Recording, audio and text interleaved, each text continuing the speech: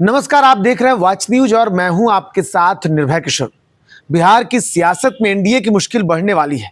ये कहा जाए तो कोई गलत नहीं होगा, क्योंकि अब एनडीए के एक सहयोगी उनकी मुश्किल बढ़ाने की तैयारी कर रहे हैं। उन्होंने बजाते चुनौती भी दे दिया है।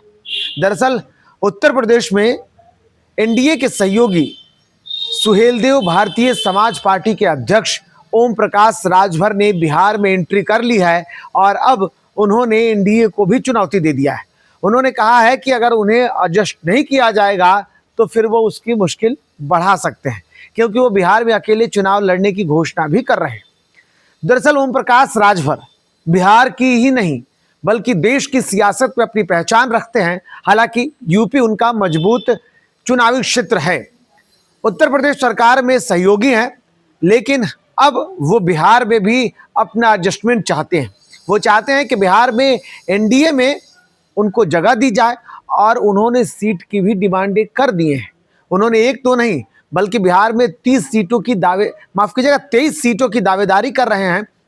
और ओम प्रकाश राजभर ने यह कह दिया कि अगर उन्हें एनडीए में शामिल नहीं किया जाता है तो फिर वो अपनी जाति बिरादरी की राजनीति करेंगे और उसमें एक बड़ा तबका जो है वो उनके साथ है। बुधवार को ओम प्रकाश राजभर पटना पहुंचते हैं और यहां पर आने के साथ साथ वो ये घोषणा कर देते हैं कि बिहार चुनाव में वो मजबूती से चुनाव लड़ेंगे।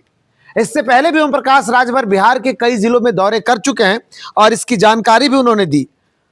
बिहार के कुल 38 जिलों में 32 जिलों में ओम प्रकाश राजभर ने अपनी चुनावी तैयारी, अपनी यात्रा या कार्यक्रम किए हैं और इसमें उनका दावा है कि बिहार में उनके समाज से जुड़े हुए लोग जो हैं, यानी कि ईबीसी 36% लोग हैं और 22% लोगों का जनाधार जो है वो ओपी राजभर के साथ में है। तो ऐसे में अगर उन्हें चुनाव लड़ाने के लिए एनडीए के सहयोगी दलों में एक बार बिहार में भी शामिल नहीं किया जाता है तो वो अकेले दम पर चुनाव लड़ेंगे। ओम प्रकाश राजभर ये दावा कर रहे हैं कि इससे पहले उन्होंने 2 जगहों पर अपनी पार्टी के प्रत्याशियों को उतारा था, एक तरारी और एक रामगढ़ में। लेकिन तरारी और रामगढ़ में चुनाव नहीं लड़ी उनकी पार्टी, क्योंकि एनडीए के जो सहयोगी दल हैं और खासकर बिहार में मुख्यमंत्री नीतीश कुमार और बीजेपी की तरफ से उनका दावा है कि उन्हें फोन गया और उसके बाद उन्होंने अपने प्रत्याशी को वापस कर लिया।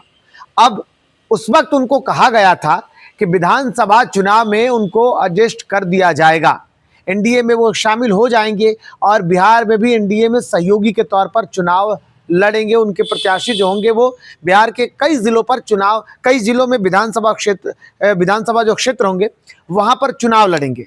लेकिन अब ऐसे में कोई तस्वीरें अब तक ऐसी नहीं दिख रही है जब बिहार में एसबी का अपना जनाधार हो या उनके प्रत्याशी एनडीए में शामिल होंगे, क्योंकि पहले से ही एनडीए के जो सहयोगी दल हैं, चाहे जीतन राम मांझी की पार्टी हम हो, चाहे लोक जनशक्ति पार्टी रामविलास चिराग पासवान की पार्टी, खुद बीजेपी और जेडीयू, 4 दल इसमें है। और ऐसे में अब एक और एसबी का आ जाना तो ये सीट समीकरण के लिए एक बड़ा संकट बन सकता है। हालांकि उनकी दावेदारी और उनका यह कहना कि अगर उन्हें एनडीए में शामिल नहीं किया जाता है तो जो नुकसान होगा उसकी जिम्मेदारी उनकी नहीं होगी, क्योंकि वो पहले से ही चाहते हैं कि उन्हें एनडीए में शामिल कर लिया जाए। हालांकि कई जो नेता हैं, चाहे जेडीयू के नेता हो या बीजेपी के नेता, अभी तक कोई ये हामी भरने को तैयार नहीं है। हमने कई लोगों से बातचीत करने की कोशिश की कि क्या इस बार ओम प्रकाश राजभर को बिहार में आप शामिल करेंगे, अपने साथ रखेंगे, तो कई लोगों ने साफ तौर पर इनकार कर दिया। सबका कहना यह है कि ओम प्रकाश राजभर का ना बिहार में जनाधार है, ना उस तरीके की पकड़ है। तो ऐसे में उन्हें, और खास करके जब उन्होंने डिमांड कर दी है 23 सीटों की, तो इसका तो कोई सवाल ही नहीं बनता है।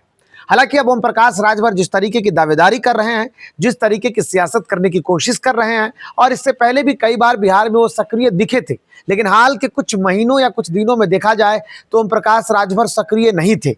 अब चुनाव जैसे जैसे करीब आ रहा है तो ओम प्रकाश राजभर की सक्रियता और अपने जाति के प्रति उनकी एक जवाबदेही की सुर जो है वो देखने को मिल रहे हैं।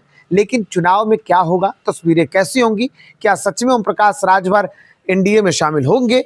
अगर नहीं भी होते हैं तो क्या वो एनडीए के लिए नुकसानदेह होंगे या किसके लिए नुकसानदेह होंगे, किसको वो नुकसान पहुंचाएंगे, ये वक्त बताएगा। लेकिन फिलहाल बिहार की सियासत में एक नया नाम, हालांकि उन्होंने एक और नए जवाब जो दिए हैं या जिस तरीके से कहें कि उन्होंने सत्ता पक्ष पर सवाल भी उठा दिया है और उन्होंने बिहार में बढ़ते क्राइम के ग्राफ पर सवाल उठाया और कहा कि यूपी के तर्ज पर बिहार में भी योगी मॉडल लागू होना चाहिए। ओम प्रकाश राजभर ने इस मांग को तो कर दिया है, लेकिन क्या सच में वो अपने सहयोगी यूपी में अपने सहयोगी एनडीए के लिए बिहार में मुश्किल बनेंगे? ये वक्त बताएगा। लेकिन फिलहाल इस रिपोर्ट में इतना ही।